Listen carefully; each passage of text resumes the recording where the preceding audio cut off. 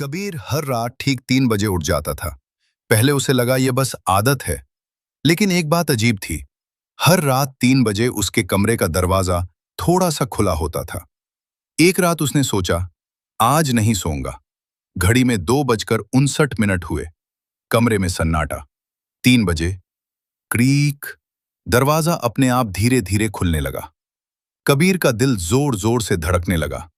दरवाजे के पीछे कोई खड़ा था। पूरा अंधेरा, बस 2 सफेद आंखें। वो अंदर नहीं आया, बस दरवाजे पर खड़ा उसे देखता रहा। कबीर ने हिम्मत करके पूछा, कौन है?" कोई जवाब नहीं। बस कुछ सेकंड बाद वो चीज धीरे धीरे अंदर आई। हर कदम के साथ फर्श से आवाज, ठक ठक ठक। फिर वो कबीर के बिल्कुल पास आकर रुक गई और उसके कान के पास झुककर फुसफुसाई, "तुम हर रात सो जाते थे, इसलिए बच जाते थे।" कबीर का शरीर जम गया। वो हिल भी नहीं पा रहा था। तभी वो चीज धीरे धीरे हंसने लगी। "आज तुम जाग रहे हो।" अब सुबह हुई। कमरे में अजीब सा सन्नाटा था। खिड़की से आती हल्की रोशनी, लेकिन कबीर कहीं नहीं था।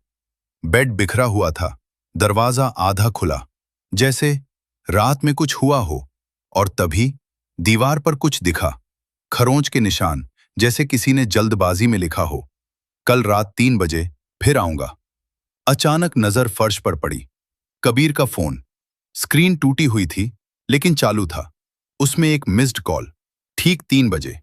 और जब कॉल हिस्ट्री खोली गई, तो हर रात ठीक 3 बजे कॉल आई थी। लेकिन एक कॉल कनेक्टेड भी थी। तभी फोन अचानक वाइब्रेट करने लगा।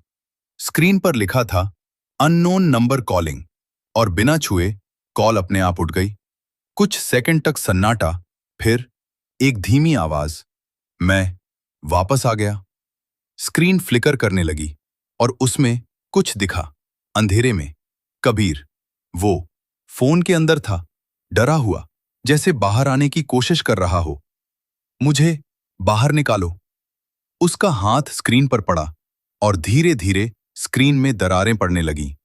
लेकिन उसके पीछे कोई खड़ा था, लंबा, अंधेरा, और उसकी सफेद चमकती आंखें। वो पास आ रहा था, धीरे धीरे। और फिर उसने फुसफुसाया, "अब ये मेरा है।" कबीर चीखा, लेकिन अचानक वो अंधेरे में खींच लिया गया। उसका हाथ धीरे धीरे गायब हो गया। और फिर सब कुछ शांत, कमरा खाली, फोन भी बंद, जैसे कुछ हुआ ही नहीं। लेकिन कुछ सेकंड बाद फोन फिर से चालू हुआ। स्क्रीन पर फिर वही समय, 3 बजे AM। और इस बार स्क्रीन में कबीर दिखा, लेकिन वो पहले जैसा नहीं था। उसकी आंखें खाली थीं और चेहरे पर एक अजीब मुस्कान।